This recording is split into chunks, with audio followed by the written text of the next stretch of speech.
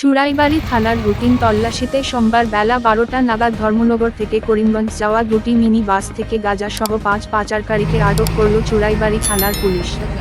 তাদের শরীর ও সাথে থাকা দুটি ব্যাগ থেকে গাঁজা উদ্ধার হয়েছে। থানার ওসি সমরেশ দাস গোটা বিষয় সম্বন্ধে সংবাদ মাধ্যমকে জানান। আমাদের চুড়াইবাড়িতে 24/7 একটা নাকা রান করে।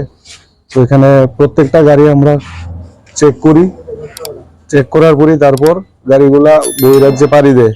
তো আজকে নাকা চেকিং এর সময় প্রথম আমরা ধর্মনগর করিমগঞ্জগামী একটা ছোট বাস, তার নাম্বার হচ্ছে AS01FC2535, ওইটা চেক করে ওটার মধ্যে সন্দেহজনক দুইটা লোককে আমরা ডিটেইন করি। তাদের একজনের নাম সুভাষ কুমার, আরেকজনের নাম রাঘব, দুজনের বাড়ি বিহার।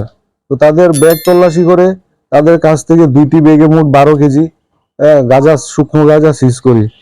তো তাদের স্বীকারোক্তি মূলে নেক্সট বাস যেটা, এটাও ধর্মনগর থেকে করিমগঞ্জ যাচ্ছিল, প্রথম বাসটার পেছনে পেছনে, ওইটার নাম্বার, দ্বিতীয় বাসের নাম্বার AS24C6171।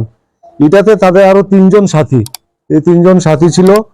তো ওই বাসটা আটকানোর পর ওই বাসটাতেও আমরা সার্চ করি, ওই 3জনকে আমরা আটকাই এবং তাদের বডি তল্লাশির সময় বডিতে একদম অ্যাটাচ করা, পেটের মধ্যে একদম অ্যাটাচ করা বডি সেটিং, এখানে আমরা 7 কেজি গাঁজা সিজ করি 3জনের কাছ থেকে।